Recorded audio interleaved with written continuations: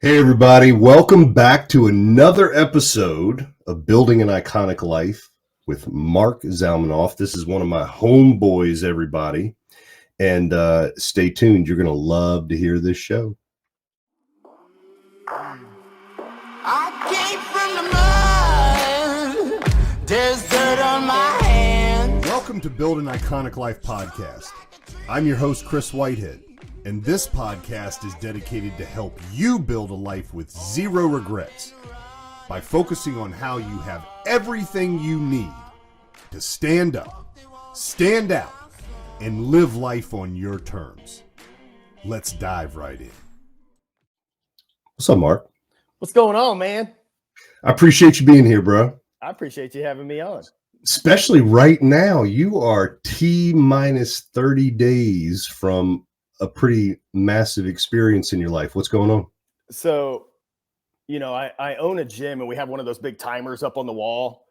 And I thought about bringing one into the house, just having a countdown to incoming baby Z that will be due in a month or so. Like we're in the final countdown now, which is super, super exciting. My third kid. I have a 21-year-old and a 15-year-old. So I'm just basically starting all over again. And for my beautiful wife, it's kid number one and probably the only one. So we are super excited. I'm really, really excited. She's nervous, anxious, excited. Remember what was that Disney movie with the emotions where they had all the little characters? There was like anger and I sadness. remember it. Yeah. She's all of them are just front and center right now. So it's an exciting time for sure. Yeah, you're there to be the rock and the anchor right now, and she can be the ship that just goes around in a circle, and she deserves every bit of that. Brand new mom. And not to mention that both of you all are entrepreneurs, not to mention that you're running multiple businesses. Laura's running a very successful business. You're getting ready to be parents, and maybe we'll dive in a little bit into some of the strategic things that you guys are going to do that allow you to have a holistic family while you maintain your business. I think it's important, even if it's just a tip somebody catches and they go on and think about it later. But I want to start off with kind of a hard-hitting question that you're going to be able to answer with ease. But who is Marc Zalmanoff? I'm a man who leaves people better. Like the hat says, everybody. Making America fit again. I been doing this life thing for a while. I'm 43 years old. And like many people early on, you don't really know what your purpose is. You do some of this and you do some of that. And from a profession standpoint, I've been in fitness for 20 years. But I've always had an awareness that what we quote unquote do, people say, oh, so what do you do for a living? Like it's a means to an end for something else that's greater than that. Right. And I hate that we identify so strongly with our profession and not who we are as a human being.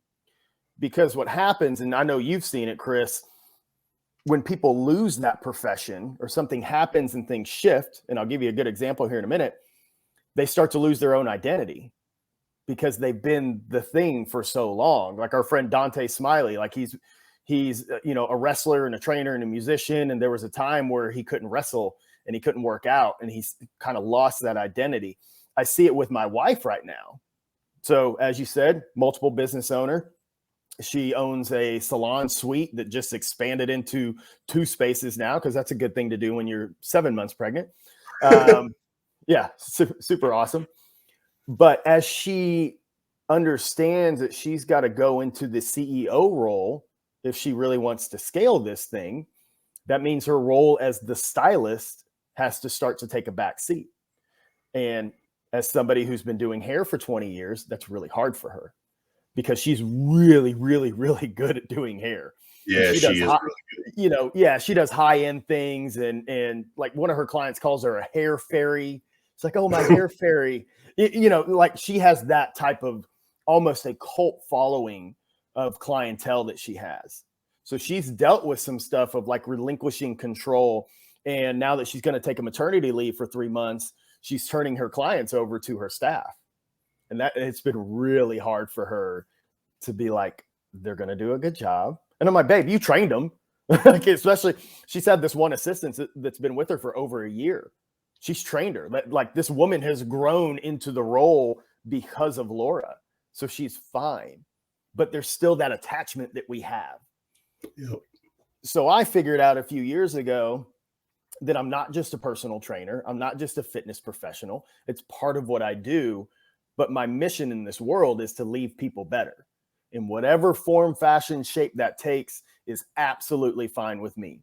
And it allows me to live with an ease in my day, because all I got to do at the end of the day is go, did I leave people better today? And I don't always get it right. Sometimes I fuck it all up, right? Like everybody else.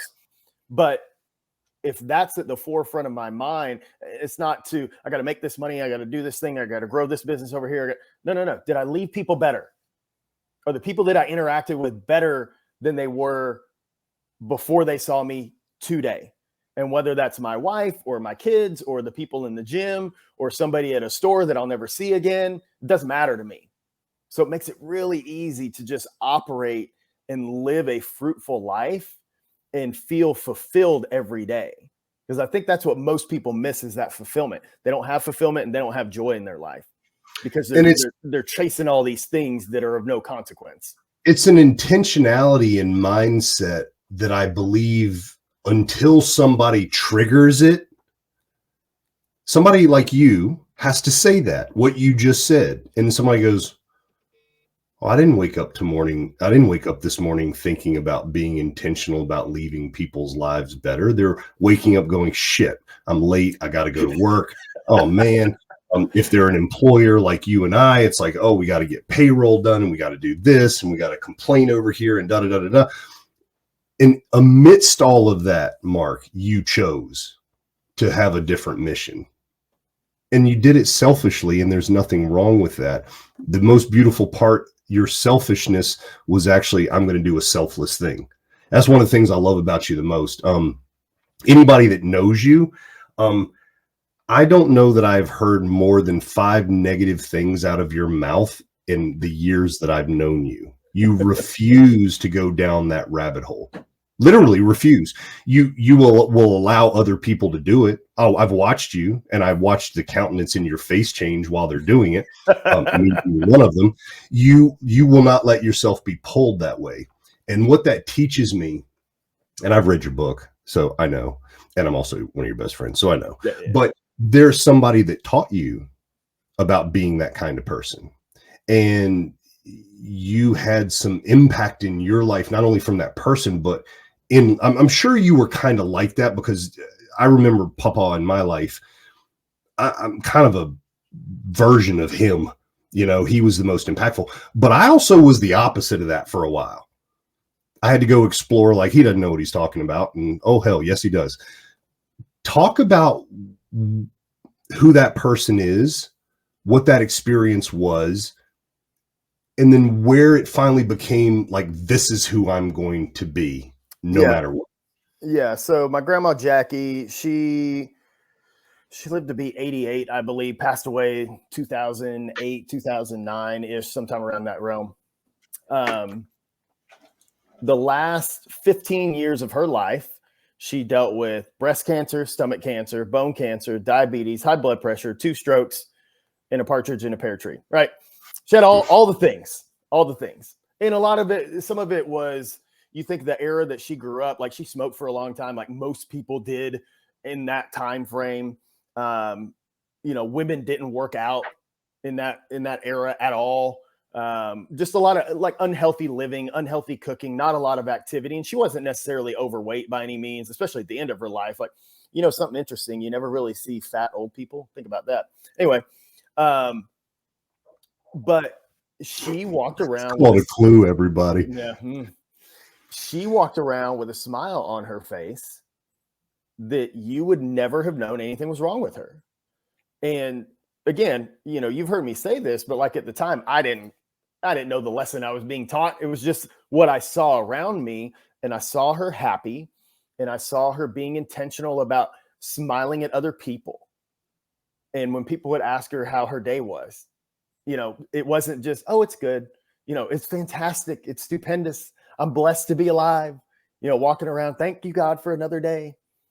But it was a true gratitude statement from her before any of us were talking about write down your 5 gratitude statements every morning. And I think that's great. And I think it's powerful. And I think people should do that. But that's just the woman that she was. And ultimately, in the end, her mind was sharp. Like, it was her body that just gave up on her. Her mind just, her mind was always there. So I see this example over and over and over again. And I'm in my mid late 20s when she passes away. So when things would come up in my life that were difficult, she always came to the front of my mind. And I always thought, man, I know what she went through, because I saw some of the pain too. Physical pain does things to people. And so I saw there were, she had her moments like anybody else. I remember seeing her in a hospital one day and going man, I wish I could just make her feel better. But she would intentionally force herself to put a smile on her face. And then you could see that it actually did make her feel better when she did that, right? Because she used to say, look, I don't want to hear myself complain, so I'm sure nobody else wants to hear me complain either. And to this day, that always makes me laugh. But it's so true. I don't want to hear me complain. So you talk about negative talk. I don't want to hear it. I know you don't want to hear it, and I don't want to hear it from you. So I'm not going to be that way in the hopes that most people around me are not going to be that way. So as I got a little bit older and wiser, that message just continued to play in my head. God, she went through all this stuff and kept a smile on her face and kept her joy. I have first world problems. What the hell am I going to complain about? Everything can be solved. There's nothing I'm going, you're not special and your problems aren't unique. There's nothing I go through that somebody hasn't gone through before and that somebody won't go through in the future and thrive through it. So what the fuck am I going to complain about? And again, I'm not perfect. There's times that I slip up or whatever, and I have my moments, but by and large, that's how I live, because I know in the end, it doesn't really matter. What matters is the moment that I have right now and having gratitude for that, because hopefully I got another, 80 years left of life. I plan to be an old ass man, but if today was the last day that I had, I want it to be good. I want it to be enjoyable. I don't want somebody to go, damn, man, his last day, he just worked his ass off and got shit on and had a frown on his face. And that'd be a terrible last day. But think about how many billions of people, if today was their last day, that would be it. No fulfillment, no joy, no real sense of love and belonging. That's sad to me. So whatever I can do to carry her message through me and impart that on the people around me, that's what I do. So what would you say to the air quote realist who says, well, you're just sugarcoating everything and fairy dust on everything, and it's not really what you're going through? I mean, you're really going through the shit and you're just not even seeing it for what it is. What would you tell that person? Well, our perspective can change everything. So here's a good example. Most people say they're really busy, right? That's a pretty common term. Oh, yeah. Man, I'm so busy. I'm so busy. You know what I say? I'm so blessed. Because most of the problems I have right now are things I wished I would have had 5-10 years ago. Yep. When I was really struggling through life, when the money wasn't there and business sucked and I was terrible at relationships, all those things. So all the problems that I have now are the result of a life that I have that years ago I hoped I had. So that's my reality. That's my perspective. So I get to shift that. So am I busy? Yeah. I mean, if somebody looked at my calendar and was like, man, you do a lot of things, I go, yeah, I'm blessed, because I have people that show up to my gym at 5 a.m. I have people like you that want to talk to me and have me on your podcast. I have clients that I coach that value my expertise or my knowledge or my perspective or my humor or whatever it is. I have people that are willing to comment on my Facebook posts. I have people that are willing to listen to my podcast. I have kids that are willing to hang out with their dad. Those are things that are blessings for me, because I'm very aware that there's billions of people in this world that would gladly trade places with me right now. Not that I have some magnificent life, but they just got a whole bunch of struggles that they would rather not have. And they'd much rather deal with, oh shit, I got a high electric bill this month. All right, well, I have electricity. That's Right. nice. And I have air conditioning when it's 120 outside this summer. That's really nice. So what are your problems? Like, what do you really have that's a problem that you can't navigate, that would cause you to succumb to an emotional reaction instead of being able to look at it with reason and go, okay, well, how do I fix this? So there goes a word that we can, and I got a lot to say about what you just said. And I will really quickly, by the way. So what I'm aware of is when you focus on realism, which I call pessimism, you narrow the possibility of opportunity. That's what I've experienced in my life. It's not a book that I read, although I've read lots. It's literally the more negative, the more I focus on something that is negative and speak negative, inside of me, I am feeling negative. So I start attracting negative. And so it's kind of like your grandmother said, I don't want to hear me saying anything bad. I'm sure you don't want to hear me saying anything bad. So she chooses to smile. And even though she is going through a very real experience, she's picking the best of that experience to live in the moment. You also said another word. You said rational. And I don't want people to get confused, because you and I, in some ways, are blood brothers on a topic that's called momento mori. And I am a very firm believer in that saying. And I'm a very firm believer in the philosophy that goes behind that saying. And I would like you to expand a little bit, not only on memento mori, but also on this idea of stoicism, so that maybe there are some people out there that wish to be measured and rational and live in a world that is filled with faith, number one, but is grounded in the practicality of the pursuit of quote unquote success. Would you like to chat about that? Of course I would. Death is one of my favorite topics, which always takes people aback who don't know me quite yet, because they're like, who's this smiley guy talking about death all the time? It's awesome. I love it. That's like me. I love Cadbury eggs, and I'm a fitness professional too. So, I like to make people think a little bit right from the jump. Memento mori means remember your death.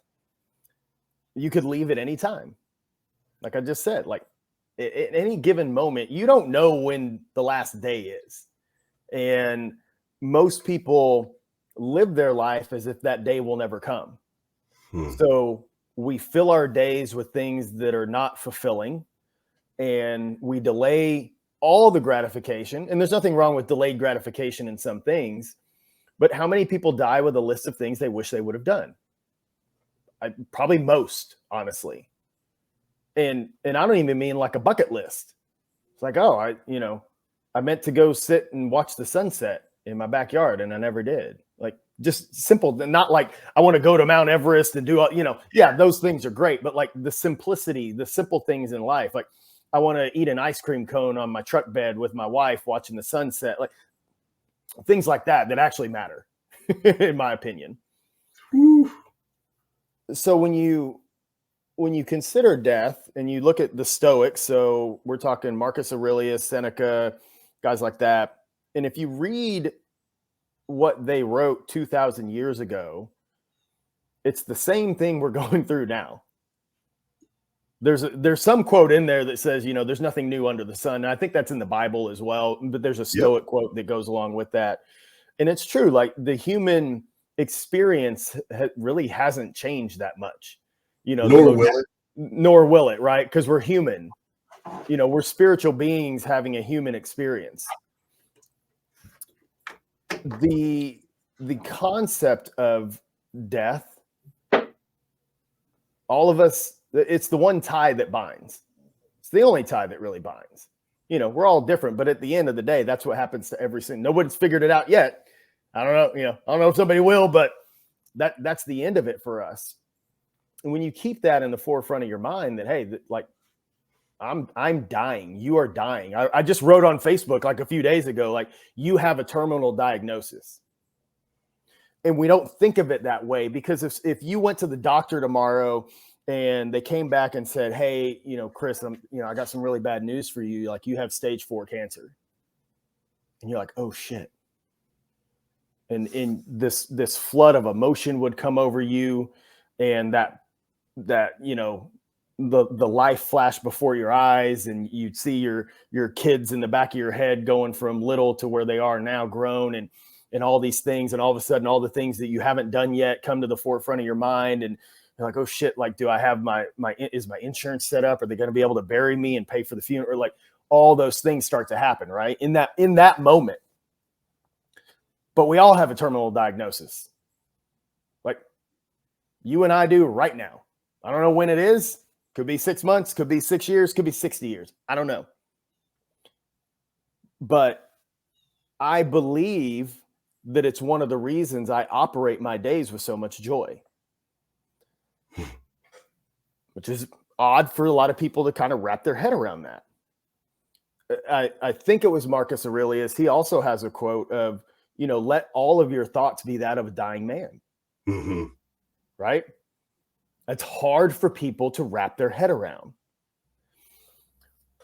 When we talk about purpose in life, or your why, and I hate that it got so like, it got to the point where like, oh fucking, what's my why, but there's validity behind it, and most people, especially parents, will say, oh, my why is my kids, my wife and my kids, my family's my why, right? Nothing wrong with that. I'm not knocking it. That can't be your why. In my opinion, it really can't. Because kids grow up and leave the house. People pass away. Tragic things happen. And then what? Right. If everything you do is centered around your spouse and your kids, and God forbid something happens to them and they're no longer with you, now what do you do? What's your purpose then? And that's hard for people to wrap their head around. It doesn't mean your family can't be a priority to you, a very high priority to you. It doesn't mean they can't be one of the most important things that you'll ever have. But they can't be the purpose. There's an argument saying that if you are making them your purpose, that truly you're only trying to fulfill a very selfish purpose anyway. So why not get to the root of what you're trying to fulfill? I think that's the whole point of spiritual, even religious teachings. Stoicism in and of itself is a pseudo spiritual teaching in my book. It's what momento mori means to me. And I was writing somebody on a post that I made the other day, Bob Marley. I put a picture out there and it got a lot of engagement, and it said the most beautiful curve on a woman's body is her smile. And what I wrote above it is, boys think differently, but men know better. Mm-hmm. And so somebody responded and they disagreed with me, and they got into a long conversation on the thread with me, and they're a really good friend. So I don't want to, be hard hitting or anything, but it finally came down to, Chris, you still haven't explained why you believe in that quote. And so I went to this long soliloquy and a comment to him of saying, Robin and I are one. Like literally, we are one. She is the representation of me that I can look at. And so I'm building all of this. We are together. We are one. And then the next sentence is, and if she decides to leave me, I'm going to keep doing what I'm doing. Uh-huh. Yeah. And I want people I don't want them to miss what I said. I don't want them to miss that when you were saying, hey, there are no old fat people. Pay attention to what he really just said there, everyone. In that transition, I hold the butterfly very lightly. That doesn't mean that she doesn't get all of who I am. It doesn't mean I don't see her for who she is. It means that she is not the reason for my existence, because otherwise one of us will take over the other one. That's what normally happens when we do that. And the primary tenets of Stoicism are you have no control over anything other than your reasoned thoughts and your actions. That's it. That's all you have control over.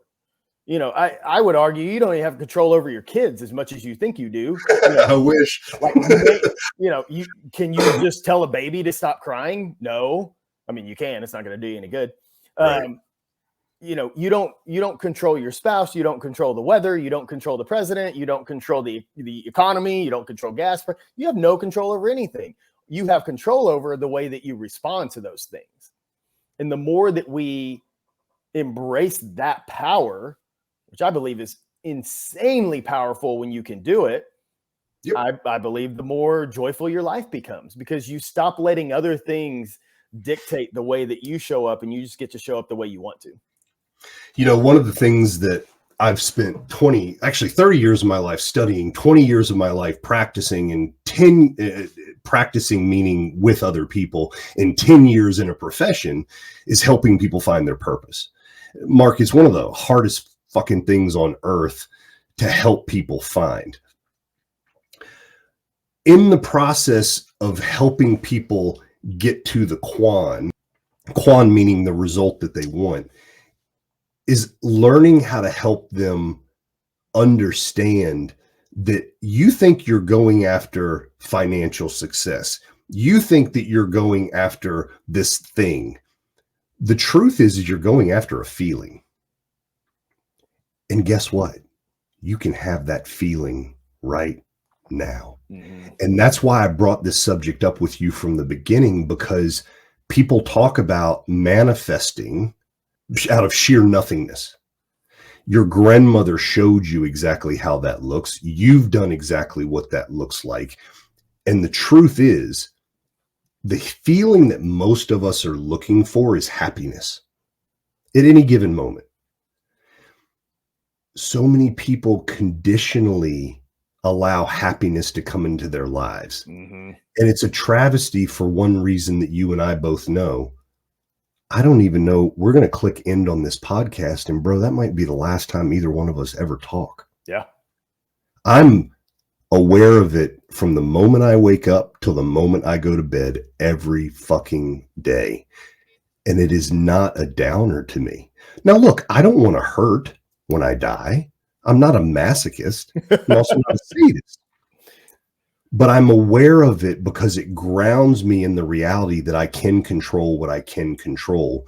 And that means that at any given moment, I can make something better. If not for me, possibly for you. And I will feed off of either one of those to create happiness in my life, which actually translates to joy, because happiness is also fleeting.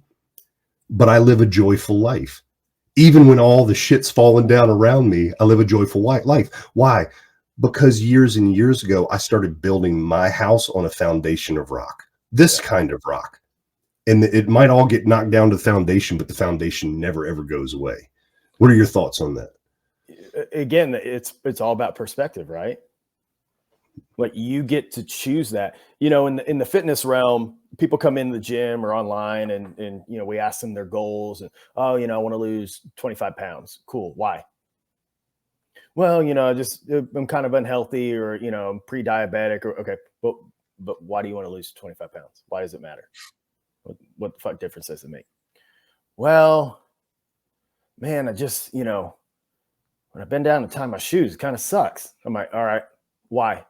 But you just keep digging, right? And eventually what you find out is they feel like shit, and they don't feel attractive to their spouse anymore. 25 pounds doesn't fucking matter. Right. They want to feel attractive again. Right? Well, you can embody that right now and then work on the rest of it. And that's where people fail, because they think they got to work on it first and then they can get there. They think they got to do the thing to get the self-confidence, when they don't understand they could just wake up tomorrow and go, fuck it, I'm confident. And then figure the rest out. Everybody thinks they got to have the solution to it long before they ever solve the problem, where if you just start moving forward, you'd get there a whole lot faster. I love there's a thing that floats around, like usually at the beginning every summer. It's like, here's how to have a bikini body. Have a body, put on a bikini. There you go. Like, but that's true though. Like, who gives a shit what you like? If you're not happy with what you look like, okay, well, you can go work out. You could go work on your physical appearance, but if you want to put a fucking bikini on, go do it. Who gives a shit? People are going to judge you anyway. Right. Like, you're always going to be judged. If you're fat, you're lazy. If you're ripped, you're a narcissist. If you're poor, you know, you don't know you don't have a work ethic. If you're rich, you're greedy. Like, you can't fucking win. So decide what's important to you and just go do that thing and embody who that is that you want to be. You know, I know you're a huge proponent of I am statements, right? Yeah. And so again, when I look in the fitness realm, I try to tell people, no, you're not trying to get in shape. You are in shape. You are a fit person. So what do fit people do?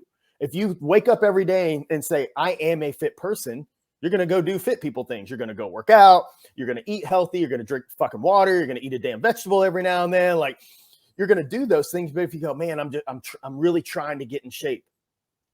Well, people who try to get in shape go to happy hour and overeat and sleep in and stay up late. And like, that's what people who try to get in shape do. So when you can just embody the thing that you want to be, the actions will follow, because your brain goes, oh, that's who we are. Your brain doesn't really know much difference with what you tell it and what reality is. You know, if you say, I'm a millionaire and you're not one, I bet you start finding ways to make money. And all of a sudden you're like, oh shit, why didn't I think about that before? Because you didn't see yourself in that manner. Right. And you start embracing that, and your brain goes, oh, yeah. Then we need to do things to make that happen. And magically, it happens. It's the whole impetus of this show, Building an Iconic Life. I am not a respecter of persons. He takes a dump just like I do.